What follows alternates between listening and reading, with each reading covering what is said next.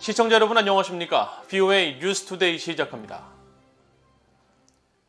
최근 한국을 방문해 미한일 3국 북핵 수석 대표 회동을 가졌던 성김 미국 국무부 대북특별대표가 북한은 7차 핵실험을 할 준비를 마쳤고 언제라도 실험에 나설 수 있다고 평가했습니다. 김 대표는 그러면서 북한이 핵실험에 나설 경우 미국은 동맹과 긴밀히 조율해 신속하고 단호하게 대응할 것이며 유엔 안보리 조치도 취할 수 있다고 밝혔습니다. 첫 소식 조은정 기자가 보도합니다. 성김 국무부 대북특별대표는 7일 기자들과의 전화브리핑에서 북한이 오는 10일 핵실험을 할 가능성이 크다는 한국 언론 보도와 관련한 질문을 받았습니다. 김 대표는 북한은 핵실험 준비를 마쳤으며 언제라도 핵실험에 나설 수 있다고 밝혔습니다. They've obviously done the preparations in Punggye, and my understanding is they could test any time, but whether that's Friday or much later on, who knows. 성김 대표는 그러면서 북한은 지역 전체에 불안정을 초래하는 핵실험을 중단하길 바란다면서 미국은 경계를 높이고 동맹, 파트너와 긴밀한 접촉을 유지할 것이라고 밝혔습니다. 또 북한이 핵실험을 강행할 경우 도발에 상응해 다양한 방식으로 대응할 것이며 안보리 차원의 대응도 있을 것으로 예상한다고 말했습니다. I think, as she indicated, we will be swift and forceful in our response, and we will coordinate very closely with Iraq, Japan, other partners in responding to a possible nuclear test. We will be responsible and appropriate to this possible provocation. I do think it will have different aspects to it. It will not be just a singular response. 김 대표는 이어 북한이 7차 핵실험을 해도 외교적 접근법을 취할 것인지에 대한 질문에는 가정적 상황에 대해 추측하고 싶지 않다면서도 우리는 외교적 방안 모색에 깊이 전념하고 있다는 점을 대통령을 비롯한 고위 당국자들이 명확히 밝혀왔으며 북한에 대한 외교적 접근법에 종료시한은 없다고 강조했습니다. 성김 대표는 그러나 북한과 외교를 추구하면서도 도발에는 단호하게 대응할 것임을 재확인했습니다.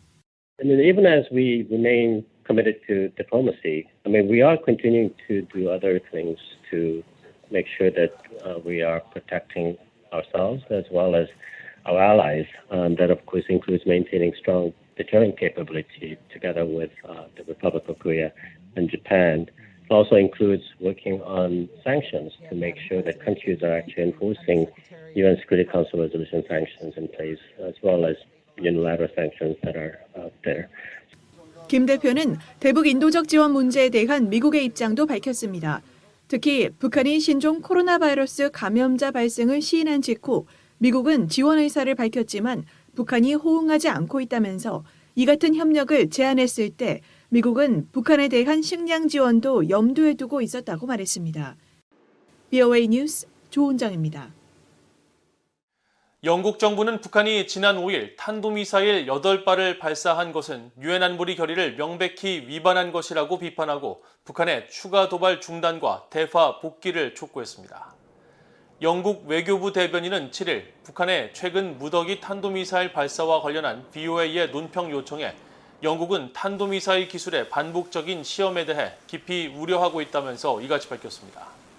영미권 5개국 정보 공유 동맹체인 파이브 아이즈 회원국인 뉴질랜드의 외교통상부 대변인도 7일 VOA에 북한의 불법 탄도미사일 프로그램과 올해 다수의 탄도미사일 시험은 한반도와 인도태평양 지역의 안보와 안정을 위협하고 있다면서 뉴질랜드는 북한이 국제 의무를 준수하고 추가 실험을 중단하며 한반도에서 지속적이고 안정적인 평화를 구축하기 위한 건설적인 대화에 참여할 것을 촉구한다고 밝혔습니다.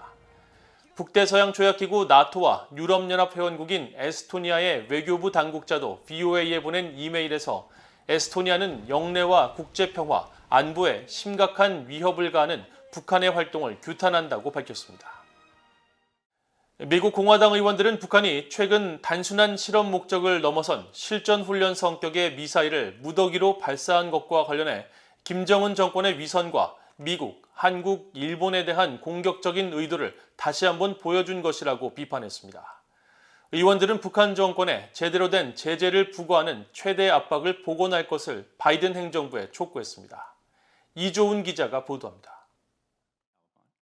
미국 공화당의 마르코 루비오 상원 의원은 북한이 최근 8발의 단거리 탄도미사일을 무더기 발사한 것과 관련해 북한 주민들에 대한 김정은 정권의 위선을 보여준다고 비판했습니다. 상원 정보위 공화당 간사인 루비오 의원은 7일 VOA에 북한의 올해에 잇따른 탄도미사일 발사와 관련해 독재 통치 아래 생활하는 북한 주민들이 어려움을 겪고 있는 동안 김씨 정권이 탄도미사일 실험을 계속하고 있다는 건 김씨 정권의 위선과 인간 생명에 대한 존중이 결여됐다는 것을 보여준다고 말했습니다. 하원 외교비 공화당 간사인 마이클 맥카울 의원도 이날 VOA에 북한이 이번에는 실험 목적을 넘어선 실전 훈련 성격의 무더기 미사일 도발을 강행한 것은 미국과 동맹국인 한국, 일본에 대한 북한의 공격적인 의도를 보여주는 또 하나의 분명한 신호라고 지적했습니다.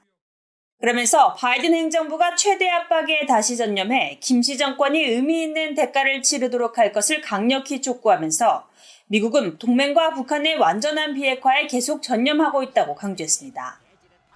하원 군사위 전략군 소위원회에서 활동하고 있는 공화당의 마이클 월츠 의원도 VOA에 바이든 행정부는 북한에 대한 최대 압박 정책을 복원해 더 적극적인 제재 집행에 나서야 한다고 밝혔습니다. 또 바이든 행정부의 대북 정책은 북한의 대량 살상 무기 프로그램을 못 본 척하고 그것이 사라지기만을 기대하는 것으로 보인다면서 그런 곳은 환상의 땅일 뿐이며 미국은 은둔의 왕국인 북한에 대한 제재를 제대로 집행하기 시작하는 최대 압박 정책으로 돌아가야 한다고 주장했습니다. 공화당의 토드영 상원 의원은 이날 워싱턴 타임스 재단이 주최한 화상 간담회에 참석해 북한이 영내 긴장을 고조시키고 있는 상황과 관련해 중국이 제 역할을 하지 않고 있다고 비판했습니다. They absolutely can and should be doing more. So one of the China could cut off the source of private wealth that Kim Jong-un has access to. He can cut off many of the lifelines to his economy, energy resources, for example. And unfortunately, the Chinese have not been doing this. 미국 의회 야당인 공화당에서 최대 대북 압박 요구 목소리가 커지고 있는 가운데 여당인 민주당 의원들은 북한의 최근 미사일 도발에 대해 아직 별다른 반응을 내놓지 않고 있습니다. VOA 뉴스 이존입니다. 유럽연합 EU의 집행위원회가 각국에 대한 지원은 여러 조건이 이뤄져야 가능하며 대북 지원은 2020년 1월 북한이 국경을 봉쇄하면서부터 불가능한 상황이라고 밝혔습니다. 유럽연합 집행위원회 산하 인도지원 사무국은 7일 북한이 신종 코로나 바이러스 상황 속에서도 군사적 긴장을 고조시키고 있는 데 대한 VOA의 논평 요청에 북한의 상황을 면밀히 주시하고 있다면서 이같이 밝혔습니다. 그러면서 각국에 지원을 하기 위한 핵심 조건은 해당 국가에 대한 접근과 지원 물자 반입이 가능하고 국제 직원이 상주해야 한다면서 북한은 유럽연합이 여러 나라에 백신과 의료 장비를 제공했는데도 불구하고 가능한 지원에 대한 요청을 하지 않았다고 설명했습니다. 유럽연합 집행위원회 산하 인도지원 사무국은 이어 EU는 인도주의 단체를 통해 대북 지원을 제공하고 있지만 현재 어떤 단체도 북한에 들어가지 못하면서 현재 상태에서는 아무런 지원도 할 수 없다고 밝혔습니다. 유엔이 차기 북한 인권 특별보고관 최종 후보로 엘리자베스 살몬 페루 교황 창립 가톨릭대 민주주의 인권연구소 소장을 지명했습니다. 페데리코 비에가스 유엔 인권이사회 의장은 지난 2일 유엔 제네바 주재 각국 대표부에 보낸 서한에서 이같이 밝히며 인권이사회에서 정한 기준에 가장 적합한 후보로 성별 균형과 지리적 대표성 등을 고려했다고 밝혔습니다. 앞서 유엔 인권이사회 산하 자문그룹도 지난달 23일 살몬 소장을 1순위 후보로 추천한 바 있습니다. 살몬 소장은 지난 4월 인권이사회에 제출한 지원서에서 세계에서 가장 고립된 북한에서 벌어지는 심각한 인권 위기와 인도주의적 위기를 철저히 조사하고 기록하는 것이 필요하다고 밝혔습니다. 5년여 전 북한에 억류됐다가 혼수 상태로 풀려난 뒤 숨진 미국인 대학생 오토 원비어의 부모가 최근 탈북민이 미국의 아들의 이름으로 설립한 재단에 문제를 제기하고 명칭을 바꿀 것을 변호인을 통해 전달했다고 밝혔습니다. 오토 원비어의 어머니인 신디 원비어 씨는 7일 VOA에 최근 구호인이란 이름의 미국 내 탈북민이 국제 오토원비어 추모재단을 설립해 행사를 갖는다는 소식을 들었다며 자신과 남편 등 가족은 이 재단과 아무런 연관이 없고 재단 관계자가 가족에게 연락한 적도 없었다고 말했습니다. 그러면서 탈북민들이 아들을 추모하고 북한 인권 활동을 하는 것은 적극 지지하지만 입증되지 않은 사람들이 아들의 이름으로 재단을 설립해 모금 활동을 하는 것은 매우 우려스럽다며 이를 지지할 수 없어 변호인을 통해 재단 명칭 변경 등을 요구했지만 아직 답을 받지 못했다고 밝혔습니다. 이에 대해 구호인 씨는 7일 VOA에 미국 청년 오토 원비어의 죽음은 열악한 북한 인권의 참상을 상징적으로 대변하기 때문에 북한 정권에 맞서 투쟁하기 위해 재단을 설립했다며 그러나 이 과정에서 가족들의 동의를 구하지 못한 것에 깊이 사과하며 가족 측 요구에 따라 명칭 변경 등을 추진할 것이라고 말했습니다.